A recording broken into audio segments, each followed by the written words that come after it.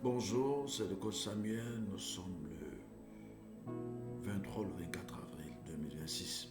Je fais cette vidéo pour m'adresser à ma communauté en ligne. Vous savez, ça fait depuis un an que j'ai décidé de prendre ma destinée en main et d'apporter ma contribution au développement de ma communauté, de ceux qui me suivent, de ceux qui ont suivi ma trajectoire depuis bientôt 18-20 années.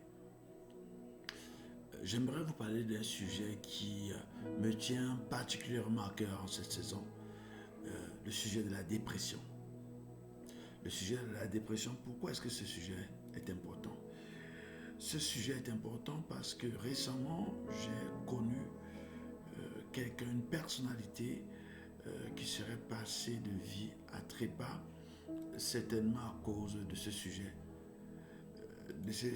que nous allons évoquer, qui est la dépression. Les gens parlent de burn-out, certaines personnes évoquent la question de fatigue permanente, de dégoût, anédonie. D'autres encore veulent se suicider, sauter la vie. Donc ce message s'adresse à des personnes qui ont un dégoût de la vie. Ce message s'adresse à des personnes qui ont l'impression que leur vie n'avance pas, que tout est bloqué, que tout est obscur, opaque, tout est ténébreux. Je viens te dire un message d'encouragement, n'abandonne pas, n'abandonne pas. Je ne veux pas faire du coaching, non.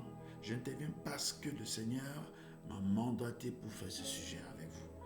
Si vous comprenez, il m'a mandaté pour faire ce sujet avec vous. Et j'interviens également parce qu'il y a des personnes à soigner. Malheureusement, je ne suis pas très connu au Cameroun. J'interviens discrètement depuis plusieurs années dans des conférences, dans des lieux, dans des espaces réservés, parce qu'il y a un temps pour être caché, il y a aussi un temps pour être mis à découvert. Donc, je n'ai pas encore le droit de me rendre public, mais le temps viendra où vous me connaîtrez certainement. Vous souffrez pour ceux qui passent par ces saisons. Vous voulez presque tout abandonner, vous voulez presque tout remettre en cause, vous voulez presque tout délaisser. Vous souffrez de ce qu'on appelle l'adénonie. Donc d'une maladie dépressive, il y a un appel entrant, je ne sais pas comment les gens appellent sans avoir de rendez-vous. Vous souffrez d'une maladie dépressive, Le conseil que je vous donne, c'est 4 choses à faire qui sont assez précises et qui pourront franchement vous aider. La première des choses que je vous donne comme recommandation, comme conseil, c'est de pouvoir m'écouter. Et la deuxième des choses que je vous donne comme recommandation, comme conseil, c'est de suivre à la lettre les 4 étapes que je vais vous donner. Elles sont assez simples. Écoutez-moi au sujet de la dépression. Si vous allez faire vos recherches sur Internet, on vous dira que la dépression, c'est une maladie mentale. Pour ceux qui sont dans la santé, il n'y a pas que la santé physique, il n'y a pas que la santé morale, il y a aussi ce qu'on appelle la santé mentale. Ce sont les 3 domaines de la santé. La santé physique, la santé morale et la santé mentale. On connaît très bien au Cameroun la santé mentale, notamment avec les fous, ceux qui sont en situation de démence, ceux qui délient parfois. Mais la santé morale n'est pas très connue. Par contre, la question de la dépression touche à la fois, je crois que ça touche les trois domaines de la santé. Elle touche la santé mentale. Pourquoi? Parce que vous êtes dans une tristesse profonde. C'est la santé mentale. Vous êtes dans une tristesse profonde, indescriptible.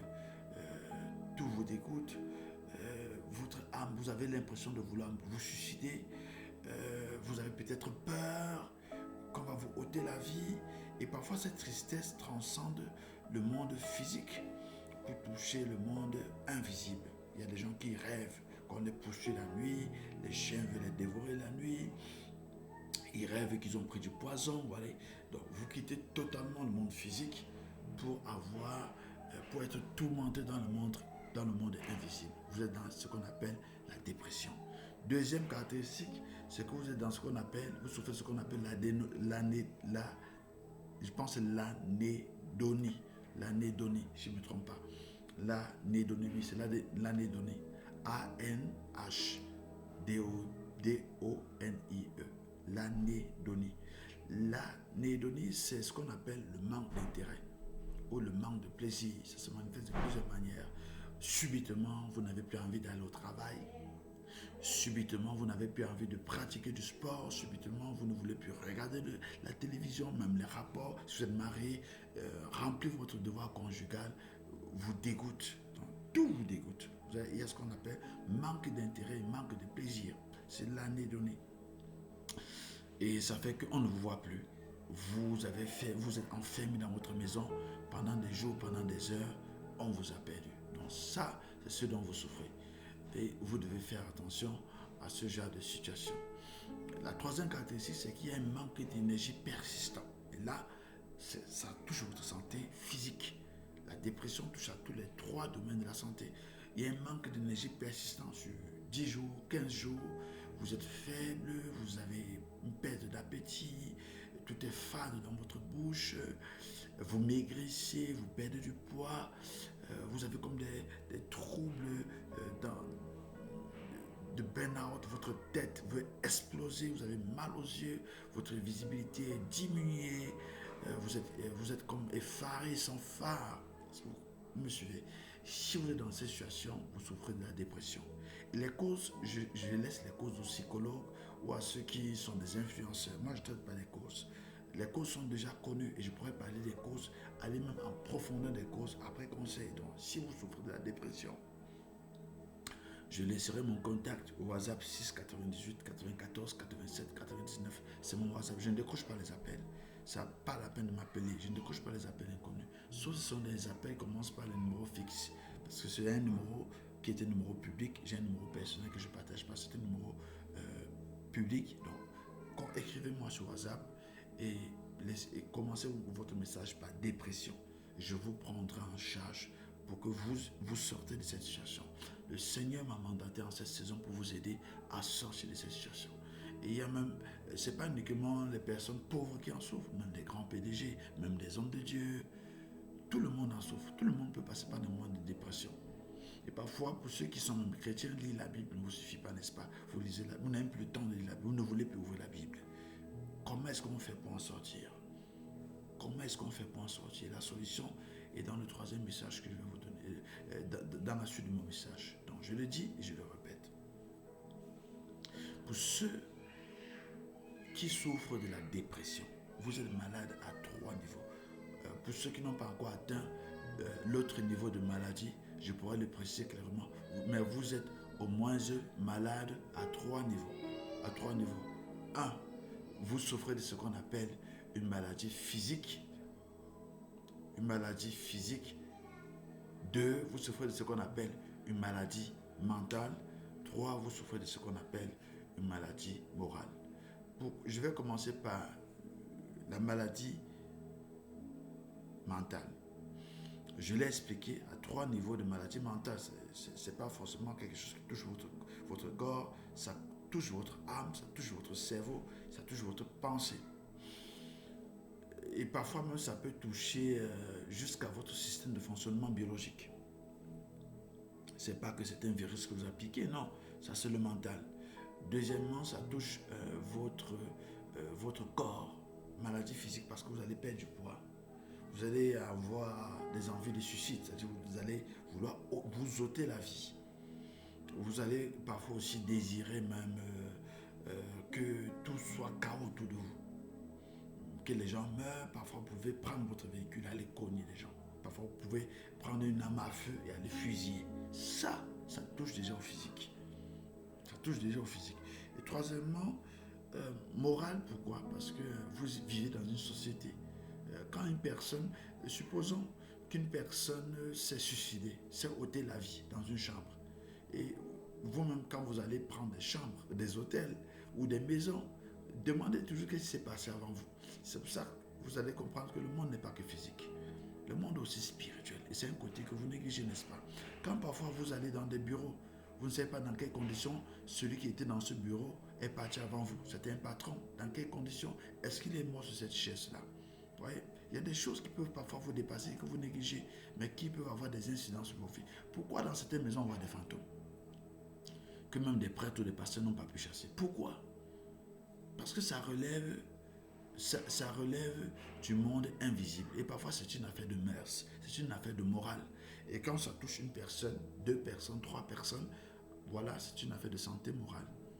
Ce n'est plus uniquement une santé mentale, santé sociale. Ça, c'est santé sociale. C'est 3 domaines de la santé. Je ne fais que dire morale au lieu de dire sociale. C'est une affaire de santé sociale. Parce que la dépression touche la société. Vous allez m'excuser, hein. Je suis un peu fatigué parce que je suis à la montagne. Donc, c'est une affaire. Donc, je m'excuse, hein. À chaque fois, je prononçais morale au lieu de social.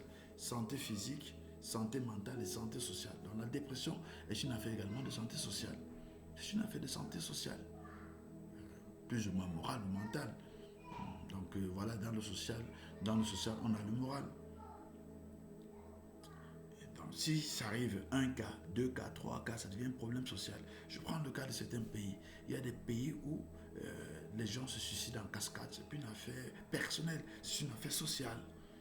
Et il y a des communautés où vous allez voir un PDG s'est suicidé, son adjoint se suicide, tel se suicide, ou tel s'est drogué, tel autre se drogue, tel autre se drogue. Ça devient social, ça devient une affaire de santé sociale.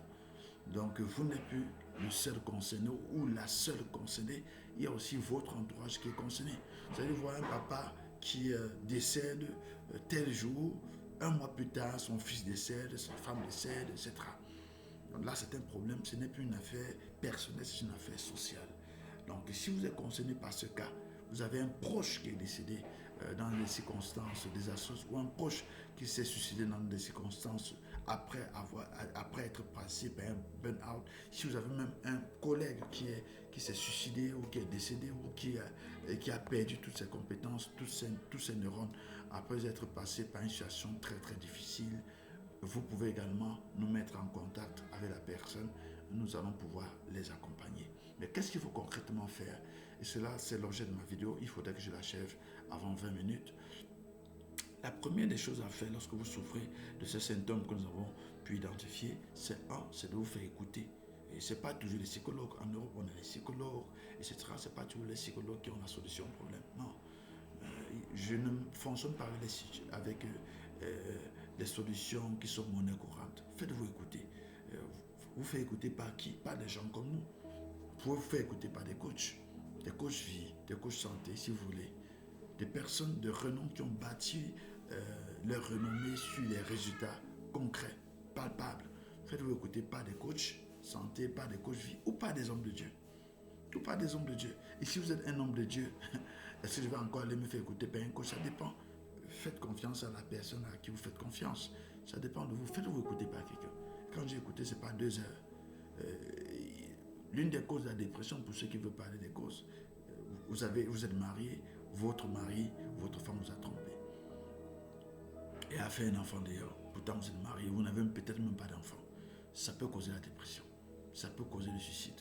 Ça peut causer les meurtres. Ça peut causer l'adultère. Ça peut causer tellement de choses qu'on ne peut pas maîtriser par la suite. Est-ce que nous sommes ensemble? Donc, faites-vous écouter immédiatement. Et faites-vous... ce n'est pas une écoute pour l'écoute, c'est une écoute accompagnement. Je suis prêt à vous accompagner gratuitement si vous souffrez de la dépression. Je ne vais pas vous demander de me payer pour cela. Et vous aurez des résultats probants. Deuxième conseil que je vous donne. Pendant que vous faites écouter, visionnez. Mais qu'est-ce qu'il faut visionner? Ne regardez pas l'actualité. Non. Ne regardez pas Equinox, les faits divers, vous allez encore déprimer. Non, visionnez. Qu'est-ce qu'il faut visionner? Mettez la connexion Internet. Si vous n'avez pas, mettez la connexion Internet et tapez sur YouTube des films. Cherchez sur YouTube ou sur Netflix des films qui vont vous donner du courage. Des films qui vont vous encourager ou, je ne sais pas, l'acteur principal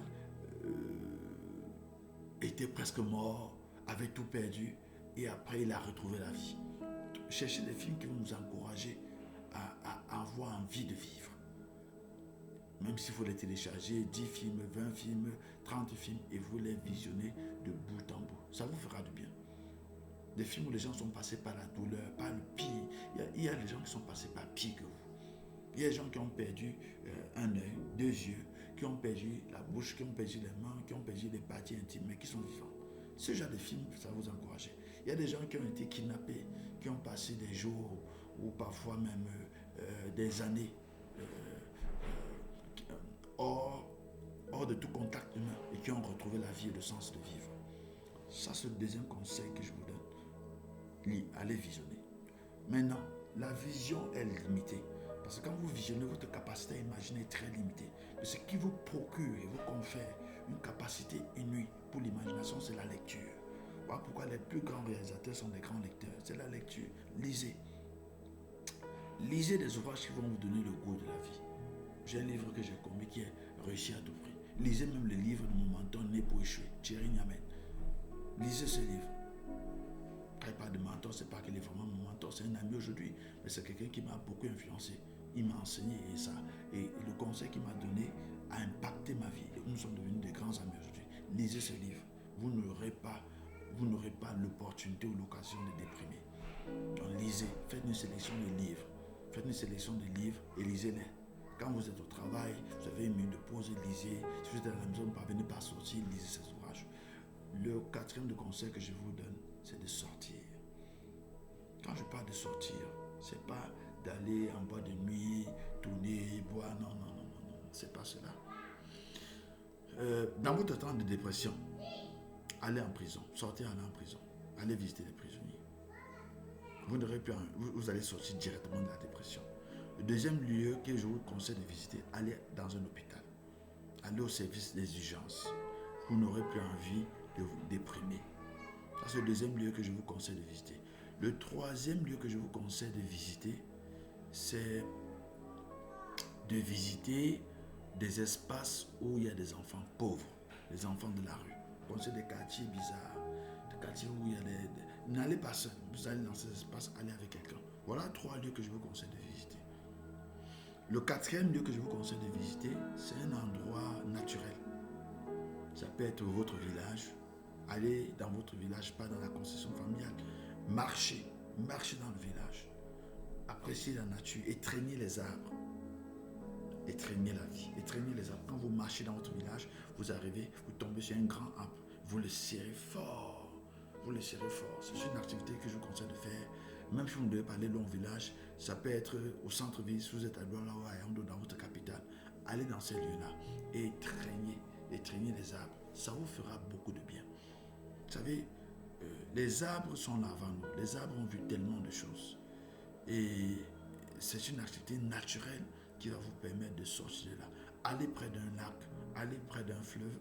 N'allez pas seul parce que vous vous suicider, mais allez dans des espaces naturels qui sont moins risqués et apprenez à étreindre la vie.